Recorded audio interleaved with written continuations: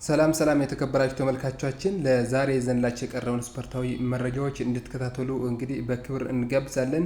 ቻናላችንን ሰብስክራይብ ያደርጋችሁ እንግዲህ ቤተሰብ እንድትሆንም በትህትና ነው የምንጠይቀው። በዛሬው ስፖርታዊ መረጃዎቻችን እንግዲህ የዓለም ዋንጫ እንግዲህ ተጠናቋል። እንደሚታወቀው በስፔን ሻምፒዮንነት ተጠናቋል። ከዛ በኋላ የሚወጡ መረጃዎች እንግዲህ በርካታ መረጃዎች አሉ።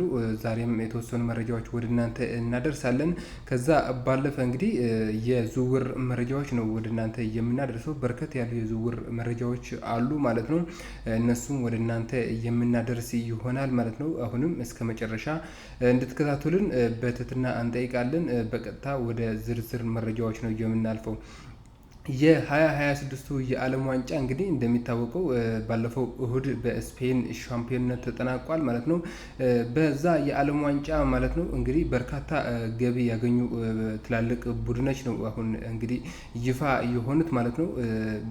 ቡድኖችም እንግዲህ የሚያገኙት ገቢ እንግዲህ ተጫዋቾቻቸው በሜዳ ላይ በሚያሳልፉት እንግዲህ የመጫወቻ ደቂቃ ነው የሚሆነው ማለት ነው። ስለዚህ ከነዚህ ቡድኖች ማለት ነው የመጀመሪያ አስሮችን ነው የምንመለከተው።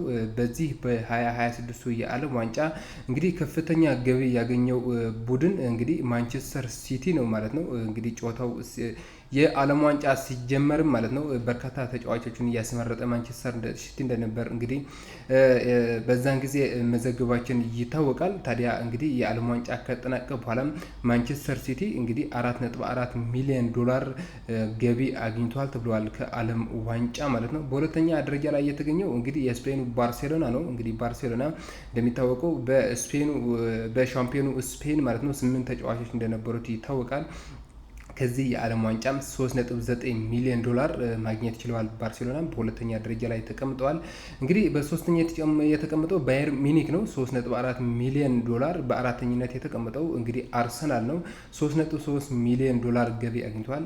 ፓሪስ ሴን ጀርመን 3.2 ሚሊዮን እንዲሁም አትሌቲኮ ማድሪድ 3.2 በተመሳሳይ አምስተኛና ስድስተኛ ደረጃ ላይ ተቀምጠዋል። ክሪስታል ፓላስ 2.7 ሚሊዮን ዶላር እንግዲህ በማግኘት ሰባተኛ ደረጃ ላይ ይገኛል። ማንቸስተር ዩናይትድ 2.6 ሚሊዮን ዶላር፣ ሪያል ማድሪድ 2.6 ሚሊዮን ዶላር እንዲሁም ኤሲ ሚላን 2.4 ሚሊዮን ዶላር ገቢ በማግኘት እስከ 10ኛ ደረጃ ያለው ይዟል ማለት ነው። ስለዚህ እነዚህ ታላላቅ ቡድኖች ማለት ነው ተጫዋቾቻቸውን በዓለም ዋንጫ ባሳለፉት ጊዜ ማለት ነው ይህን ያክል ገቢ ማግኘት ችለዋል ማለት ነው።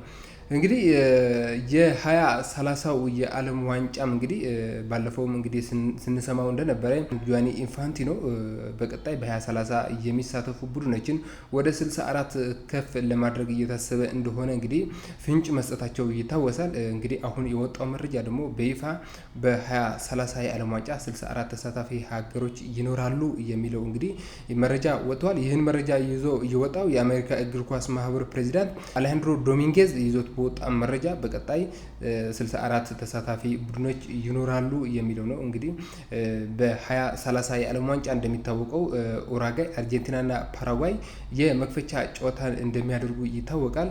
ከዛ በኋላ ከመክፈቻ ጨዋታዎች በኋላም ስፔን፣ ፖርቹጋልና ሞሮኮ በጣምራ ሶስቱም እንደሚያዘጋጁት ይታወቃል። ታዲያ የአሌሃንድሮ ዶሚንጌዝ መረጃ እንደሚያሳየው ከሆነ በቀጣይ በ2030 64 ተሳታፊ ቡድኖችን በዓለም ዋንጫ የሚኖሩ ይሆናል ማለት ነው።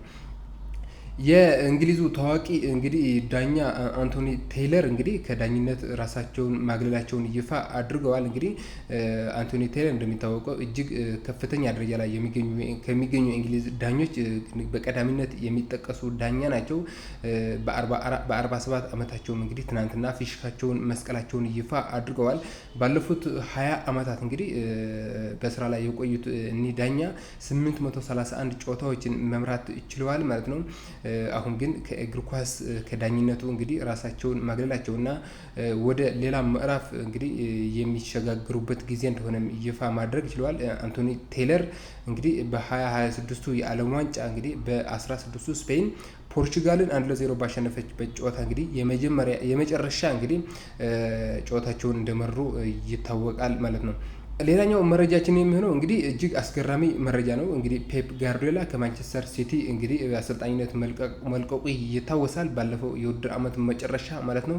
አሁን የወጣው መረጃ እንግዲህ የፔፕ ጋርዲዮላ እንግዲህ በኢቲሃድ የሚገኙ ቁሳቁሶች ለጨረታ እንደቀረቡ ነው እንግዲህ ይፋ የሆነው። እንግዲህ ፔፕ ጋርዲዮላ በማንቸስተር ሲቲ ቤት እጅግ ስኬታማ 10 ዓመታትን ማሳለፉ ይታወቃል። በርካታ እንግዲህ ዋንጫዎችም ማሳካቱ ይታወቃል። ታዲያ ፔፕ ጋርዲዮላ በኢቲሃድ ሲጠቀምባቸው የነበረ ቁሳቁሶች ለጨረታ መቅረባቸውን እንግዲህ ይፋ ሆነዋል ማለት ነው። እነዚህ ቁሳቁሶችም ሲቀመጥበት የነበረ ወንበር፣ ቡና ሲጠጣባቸው የነበረ ስኒዎች እንግዲህ እና የእጣን መጨሻዎች እንዲሁም ታክቲካል ስልጠና ሲሰጥባቸው የነበረ ጽሁፎች እና ወረቀቶችም በማጠቃለል በርካታ ቁሳቁሶች ናቸው ለጨረታ የቀረቡት። ይህ ጨረታም እስከ ቀጣዩ እሁድ እንግዲህ ክፍት ሆኖ እንደሚቆይ ነው እንግዲህ መረጃዎች እያሳዩ የሚገኙት።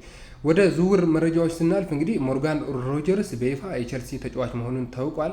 ቼልሲም እንግዲህ ይህ ተጫዋች ማስፈረማቸውን ይፋ ማድረግ ችለዋል። ሕክምና ምርመራውን በተሳካ ሁኔታ አጠናቆ ማለት ነው። ሞርጋን ሮጀርስ የ6 ዓመትና አንድ ተጨማሪ ዓመት ያለው ውልን እንግዲህ መፈረም ችለዋል። እስከ 2032 እንግዲህ በስታንፎርድ ብሪጅ የሚያቆየውን ውል ፈርመዋል ማለት ነው።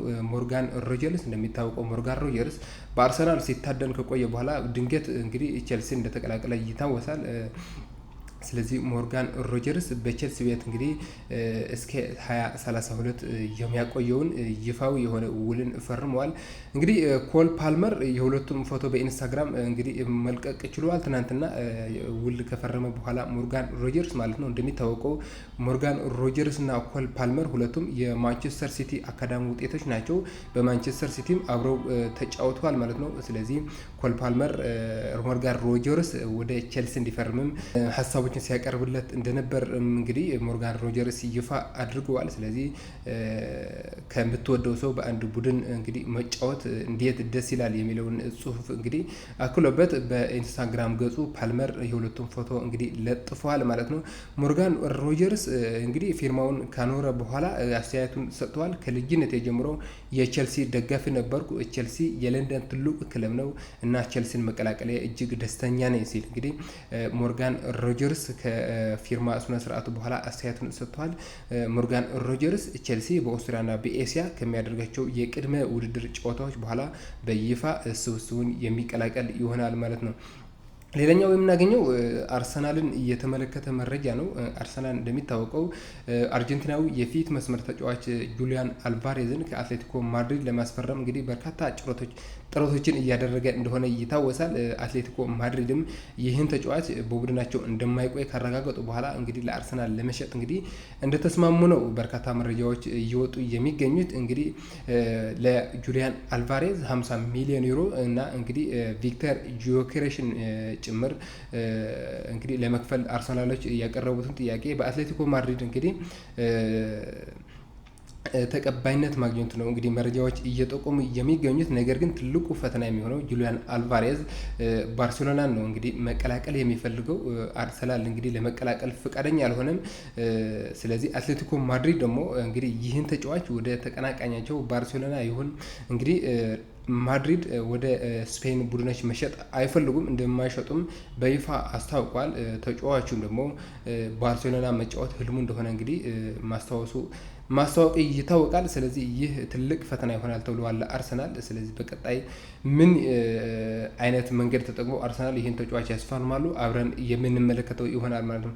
ሌላኛው እንዲህ አሌሃንድሮ ጋርናቾን ይመለከታል። ጋርናቾ እንደሚታወቀው በቼልሲ ቤት እንግዲህ በቀጣይ በዣቪ አሎንሶ አሰልጣኝነት ስር እንግዲህ ቦታ እንደሌለው ተነግሮታል። በቀጣይም ሮማና አስቶን ቪላ የዚህ ተጫዋች ፈላጊዎቹ ነው ብቅ ብለዋል። ነገር ግን አሁን የወጡ መረጃዎች እንደሚያሳዩት አስቶን ቪላ ይህን ተጫዋች የመግዛት ግዴታ ባለበት የውሰት ውል ማለት ነው ለማስፈረም እንግዲህ በመጨረሻ ምዕራፍ ላይ ደርሰዋል እየተባለ ነው የሚገኘው። ሁለቱም ቡድኖች እንግዲህ ስምምነት ላይ ደርሰዋል። የ1 ዓመት ውል እንዲሁም ከዛ በኋላ ግዴታ ባለው ግዴታ የመግዛት አማራጭ ያለው ውል ነው እንግዲህ አስቶን ቪላ ከዚህ ተጫዋች ጋር እና ከአስቶን ቪላ ከቼልሲ ጋር እየተስማማው። ቼልሲም ይህን ተጫዋች ቶሎ ብሎ እንግዲህ ከቡድናቸው መቀነስ ይፈልጋሉ። አሁን እንግዲህ ተጫዋቹም ግሪን ላይት ሰጥቷል እየተባለ ነው። ስለዚህ በቅርቡ በተወሰኑ እንግዲህ ቀናት ወይም ሰዓታት ይህ ተጫዋች እንግዲህ በውሰት አስቶን ቪላን የሚቀላቀልበት እድል ከፍተኛ ነው ማለት ነው። ሌላኛው የምናገኘው የበርንማውዝ አማካይ አሌክስ ስኮትን ነው የምናገኘው። አሌክስ ስኮት እንግዲህ በበርንማውዝ የቀረበለትን ተደጋጋሚ ውልን የማደሻ ጥያቄ እንግዲህ ውድቅ ማድረጉ እንግዲህ እየተሰማ ነው የሚገኘው። ይህ ተጫዋች ከበርንማውዝ እንግዲህ መልቀቅ ይፈልጋል። አርሰናል፣ ቼልሲና ማንቸስተር ዩናይትድም ይህን ተጫዋች በቅርቡ እየተከታተሉት እንደሆነ እንግዲህ መረጃዎች እየወጡ ይገኛሉ። ስለዚህ ይህ ተጫዋች ወደ የትኛው የእንግሊዝ ትልቁ ቡድን ያመራል የሚለውን በቀጣይ እንግዲህ የምናየው ይሆናል ማለት ነው። ከበርንማውዝ ግን የመውጣት ነገር እየተረጋገጠ ይመስላል አሌክስ ስኮት። ሌላኛው የምናገኘው ክሪስተንሲዮ ሳመርቪል ነው። እንግዲህ ክሪስተንሲዮ ሳመርቪል በዌስትሃም ቤት ባለፈው ዓመት እጅግ ድንቅ የሆነ ጊዜ እንዳሳለፈ ይታወቃል። በኔዘርላንድ ብሔራዊ ቡድን ቢሆን በዓለም ዋንጫው እጅግ እንግዲህ ውጤታማ የሆነ ጊዜ ነበረው። ቡድኑ ብዙ ባይጓዝም ማለት ነው። ክሪስተንሲዮ ሳመርቪል እጅግ ጥሩ እንቅስቃሴ ሲያደርግ እንደነበር ተመልክተናል። ማንቸስተር ዩናይትድም የዚህ ተጫዋች እንግዲህ የረዥም ጊዜ ፈላጊ እንደነበር ይታወቃል። ባለፉት እንግዲህ ጊዜያትም ይህን ተጫዋች በርቀት ሲከታተል እንደነበርም ተመልክተናል። ነገር ግን አሁን የወጡት መረጃዎች ይህ ተጫዋች ወደ ሳውዲ ሊግ ወደ አልሂላል እንግዲህ ለማምራት እንደተቃረበ ነው መረጃዎች እየወጡ የሚገኙት። ለዚህ ተጫዋች እንግዲህ የጣሊያኑ ቡድን ሮማም ዋነኛ ፈላጊው ነው። ነገር ግን አልሂላል 80 ሚሊዮን ዩሮ ለዚህ ተጫዋች እንዳቀረበና ዌስትሃምም ይህን ጥያቄ እንግዲህ እንደተቀበለው ነው በርካታ መረጃዎች እየጠቆሙ የሚገኙት። ነገር ግን ይህ ተጫዋች እስካሁን ውሳኔውን አላሳረፈም፣ ወደ አልሂላል ወይስ ወደ ሌላ ቡድን የሚለውን ማለት ነው። እንግዲህ ይህ ተጫዋች ውሳኔውን እንግዲህ ወደ አልሂላል ለመሄድ የሚስማማ ከሆነ በቀጥታ አልሂላሎች የዚህ ተጫዋች ባለቤት ይሆናሉ ማለት ነው። ስለዚህ ለዛሬ የነበሩ መረጃዎች እነዚህ ናቸው። ስለተከታተላችሁን እጅግ አድርገን እናመሰግናለን። የቻናላችንን እንግዲህ ሰብስክራይብ በማድረግ ቤተሰብ ሁኑ። መልካም ቀን።